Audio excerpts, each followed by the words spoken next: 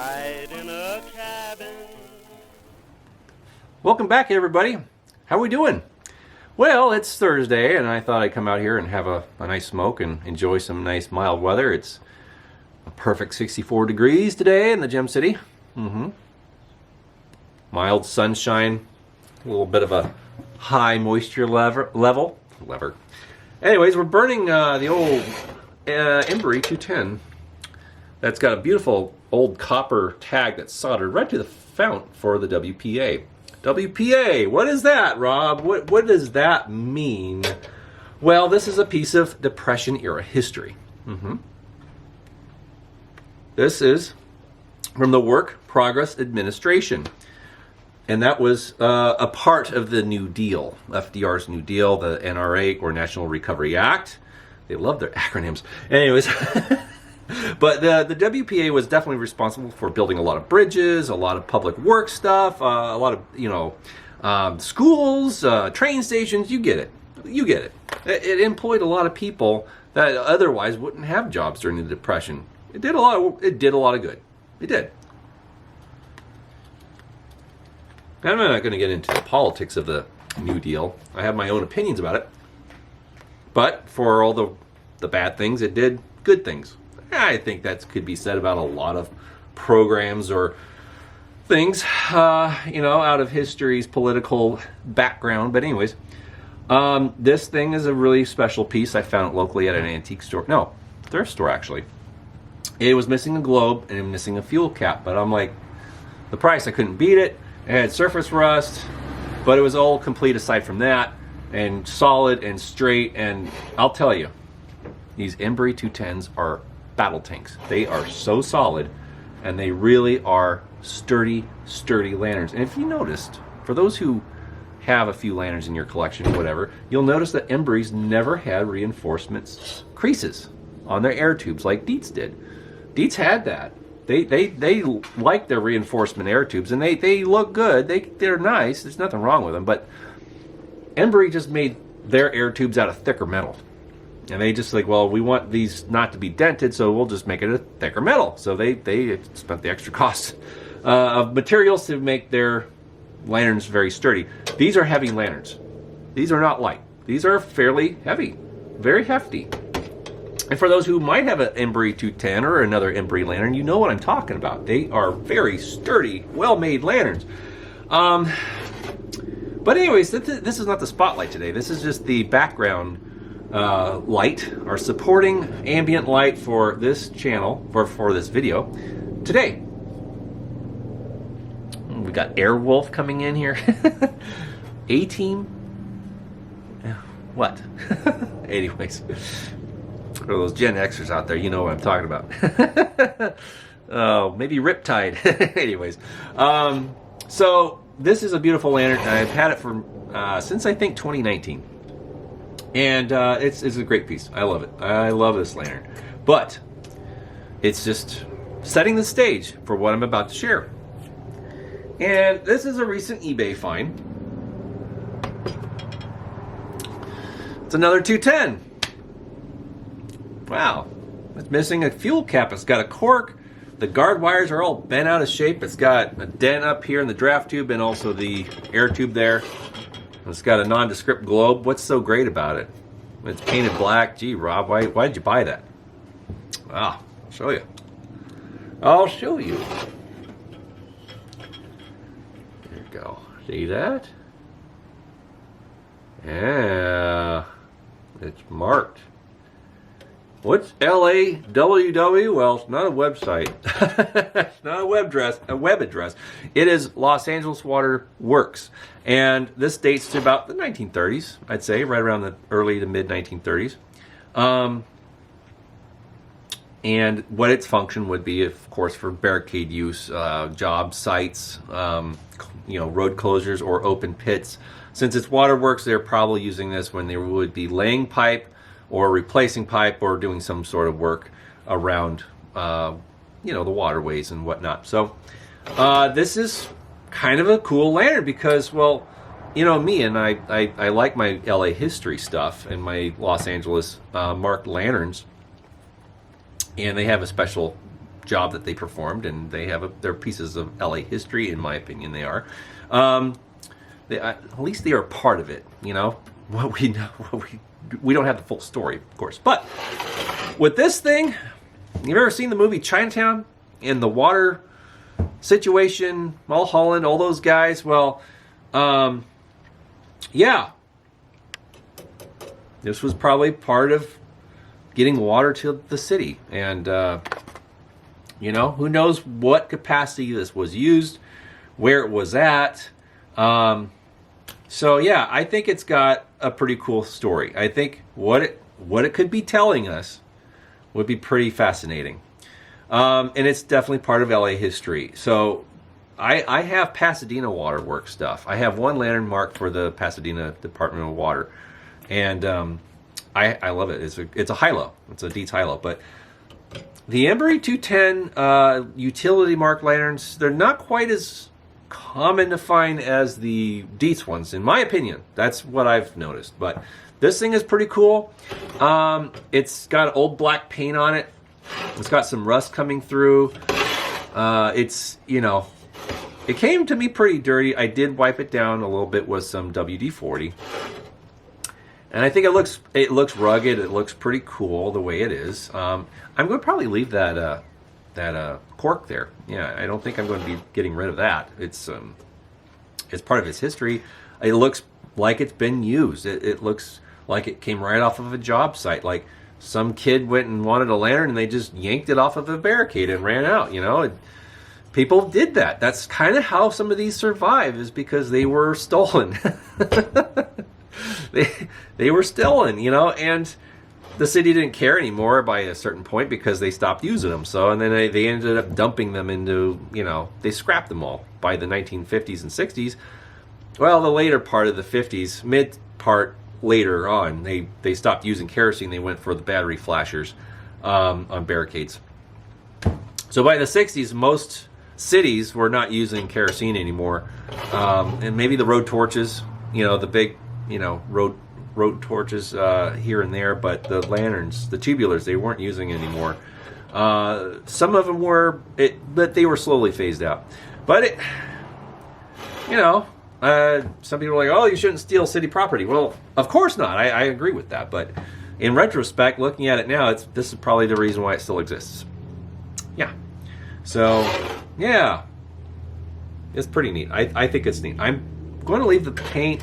I'm not going to strip it. I'm not going to do anything dramatic. I think it wears its age well, because you can tell that the paint was applied before the dents occurred.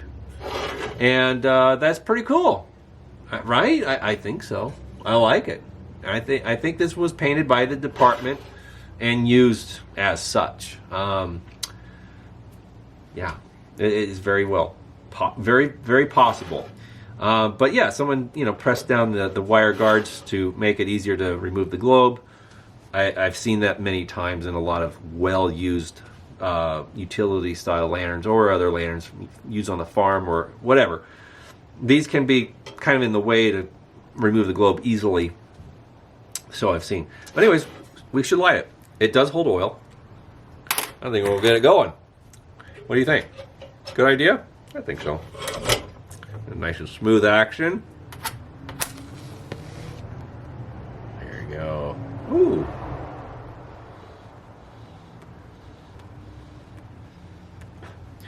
Nice. Yeah. That's not bad. That's pretty good. Even with there's a hole. Someone drilled a hole at the top. See that? Yeah, someone drilled a hole up there. Why? I don't know.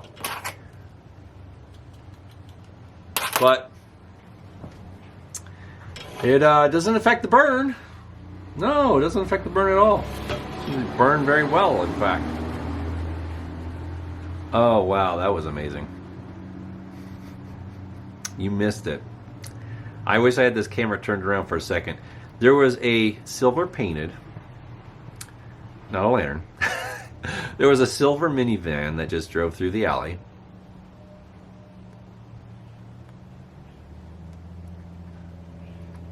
that had red flame stickers on the front. Yeah.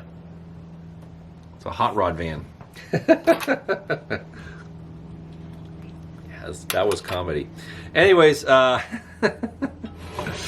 so here we go. 210 Embury Supreme, marked for City of Los Angeles Water Works. So who knows how this lantern plays into the sketchy and unsavory water history of the city of Los Angeles, but it does, and it's kind of neat. It's LA history. I mean, say what you will about the city of Los Angeles. Its history is what makes it special. Good and bad. But then again, show me any big metropolitan city that grew from the dust that had a shining, perfect history. You won't find one. But anyways, that's a cool piece. I think that's neat. I like it. So let's put these two old, retired, working lanterns back here. Yeah, they make a nice little pair, don't they? I think so. Yeah. Indeed, I think so. Quite well. I want to share something else. Still got some time. The day is young. The video is young. Well, you've seen this. It's a big, ghastly looking lantern, isn't it? Covered in old, sloppy paint applied by, oh, who knows, the original owner. And it's been on there for a long time. It's got a lot of grime and dirt, but you know what? I think it's great. But I'm not going to talk about that. This lantern's been shared. We've all seen it. It's got a very heavily cancered globe that I put in there just because, well, I kind of like the way it looks. It kind of goes with the grungy look. That's not what I'm going to talk about. No. Come on. What I'm going to talk about is some general function.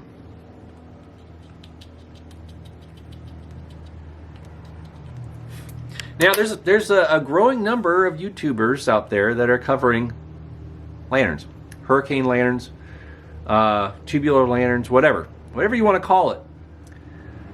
There's some good information out there. Now, I'm not going to disparage or run down anybody that does these videos because they do a good job. I follow a lot of them. I watch a lot of videos. I'm always seeing what's out there.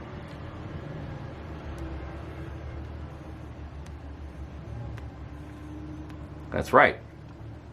That's good stuff to do. That's good. That's important to do. Watch other people's content. But, you know, amongst the camping community and the prepper community, there is always a video or two about lighting. And they talk about kerosene, hurricane, tubular lanterns. Most of the time, they are the variety you can buy locally at a Walmart or a camping outlet, which are, let's just say, less than quality that I would prefer. But they are available and they still work to most degrees. But a lot of people across the pond in England and whatnot, they show Firehand or Firehand cold blasts, which is great. Those are neat lanterns. I don't have a cold blast Firehand. I just have the 257 hot blast version, but it's an antique. But with what I wanted to share is just be aware for my new subscribers or new collectors, or if you're new to antique or tubular lanterns in general, just keep your eyes open and pay attention to certain things that are suggested that are not always true or accurate. Okay? Now, this is not their fault. This is just because they understand what other people have said. Now, this is kind of an elementary segment of the video, so if you already know this, then go ahead, skip forward to the end or whatever. I don't know, or just, sip your coffee and enjoy it with me. So with that being said, we'll get into this, but general function, this is a cold blast. It's a big number 2, whatever, but it has the same features as most smaller cold blast lanterns. So, okay, You want to light it, of course, you adjust your wick. You want to keep it low. You don't want to advance it high.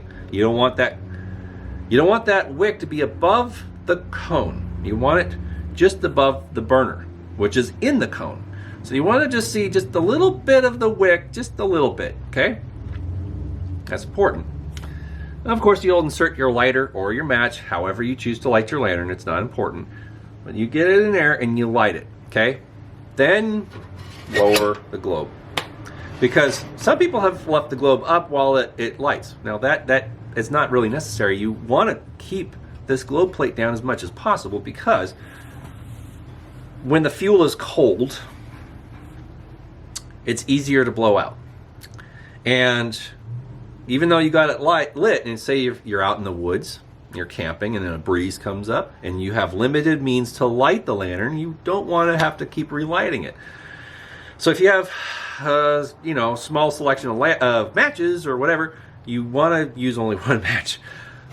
It's economy, and also, means you get it anyways. So that's one thing I wanted to cover, because it can warm up and have less chances of blowing out with the globe plate lowered. So light it, drop the globe plate as quick as possible. And then, of course, I've heard this referred to as a handle. Well, yes, of course it is, in all intents and purposes, a handle. It's a bail handle. That's just what it's called, bail handle, or bail. It's just the bail. It's a hoop style handle. That's not important. It's just tomatoes, whatever. But the other thing is, I do see people refer to this as a secondary handle. Yeah, this is not a handle. No, this is of one purpose only, and that is to lift the chimney to remove the globe. Like such. Okay, this is your... Hey, what's up, man? Good. So this is not only just the proper way, but it's the easiest way to do it. It's a one-handed deal, because I've seen people hold this and then pull up on this. Okay, now it works. I'm not going to say it doesn't work. It does work, but it's a little cantankerous, and you're fighting a spring. Okay, you're fighting a spring. So this has always been my method. This has been the old-fashioned, tried and true method.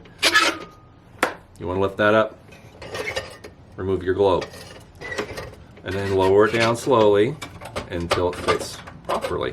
Okay, there. That's it. That's what this little loop is for. This little loop, this little handle here, this little tiny baby bell is only used for lifting the chimney to remove the globe. It's not for hanging. Even though it can support the weight of the lantern, it can. I'm not saying it's not. But depending on the spring in the chimney, you have gravity weight working against you. So it might eventually start separating the chimney from the globe, which will affect your burn if you're burning it. But this is definitely your ideal method to hanging a lantern. Now, I had a subscriber ask about hanging lanterns, how to hang them, what to hang them on. That's a good question. I've never talked about this. But hanging a lantern, really, you can hang one in almost any place. I'd say outside, I use planter hangers, the wrought iron ones you can get at Home Depot or Lowe's or most gardening centers, if you will. They're wrought iron. They have kind of a shepherd's hook, and they have a little flourish at the end, so you can hang either a fern, another potted plant, or one of these guys. So I have one in my front yard, and I hang a lantern when we have company over. I'll hang a lantern out if they're coming at night, so they have a nice, warm, welcoming light when they come to our house. So I use that for outside if it's in a yard. You can get them inexpensively. I think they're no more than $20 or less at those retailers. But on the porch, I've used hooks. I've screwed a hook into the ceiling of our porch so I can hang a lantern. Now, it's not just any hook. It's a brass hook. You can buy a package at the hardware store of little brass hooks that have a threaded end. So you can just twist it right up into a wood beam or wood ceiling, what have you, wherever you want to hang a lantern, you can do it. And of course, always hang it by the bail handle, not this. Can't stress that enough. Because if you're using this, that's a lot of heat against the roof or the beam that you're hanging your lantern from. Because these get very hot, and not that the heat will catch the rafter or the ceiling on fire, but you will definitely leave some remnants of exhaust on your surface, and you don't want to do that. I mean, even if you have the flame burning at the right height and it's not smoking, which is what we do, you will still get kerosene residue from heat and exhaust on whatever surface. So the further away the chimney is from the surface that you're hanging your lantern, the better. It's not going to hurt. So you can find different kind of lantern hooks out on the internet. There's people that are blacksmiths, and they make beautiful wrought iron hangers that you can nail to a wall or a post or whatever, and they look very rustic, and they're charming. They can, you know, twist the metal and they give it a cool old west look. So you can find blacksmiths that do sell these hooks on Etsy or eBay or whatever, and they usually run $20 a hook. But they're neat. They're really cool, and there's some cool artisans out there that do that. And so yeah, I wanted to cover hooks a little bit as well. So yeah, just kind of lump it in with this stuff. But yeah, so with the cold blast lanterns, you definitely do not want to hook like I just said. Don't use this. This is not hook. Even if you see a video of someone saying you could hang a lantern from this, don't do it. No. A lot of people, it's not their fault. I'm going to say, this is not their fault. They don't know. They just don't know. There's really no instruction books that come with these things. So they just say, oh, well, this looks like something I can hang it from. Yeah, it's fine. No, don't do it. Hang it from this. This is your best bet for hanging a lantern up. Yeah, like so. Right there. Yeah. Perfect. And I use nails. I use nails in the rafters to hang all these guys up. I've used them and they hang just great, and they save a lot of space. So a nail, a really good thick hardy nail, something like, oh, maybe this old picture hanging nail. I have an old box of these. I need to find some more. Can you see that? Yeah. Yeah. It's like a tack, like a heavy duty tack, or something substantial like this. I have these two in my garage. I've hung many lanterns from these too. But yeah, nails work, but the brass hooks are definitely ideal because the brass doesn't rust. It just oxidizes, but it's good for using in wood. That's my suggestion. So with that being said, we are running on. It's getting late. So we're at 23 minutes. I sure hope you guys enjoyed this video. I still enjoy making them and sharing the things that come into the old time cave, and you know, it keeps it interesting, right? So Embury 210, you can't go wrong. Great lantern, very easy to find and very inexpensive. If you're looking for an antique lantern, like an antique hot blast, you can't do yourself any harm by finding a good Embury 210. They are solid, very, very sturdy, tough lanterns. They really are. And even though they're not as bright as a cold blast, they do make a nice light. And if you're taking one out camping, they're just a joy to have on a table by your, near your tent or near your camp, and it just is a nice cozy light. It really is. So you can't do any harm by that. So yeah, for those who are looking for a good hot blast, definitely find yourself an Embury 210. You won't go wrong. All right, well, this wraps it up for this week. Stay tuned for our weekend content with Mr. and Mrs. Smith. I hope you guys that subscribe to that channel are enjoying it as well as we are enjoying making them for you. So with that being said, stay tuned for the next installment of Mr. and Mrs. Smith. And, well, I am expecting something in the mail.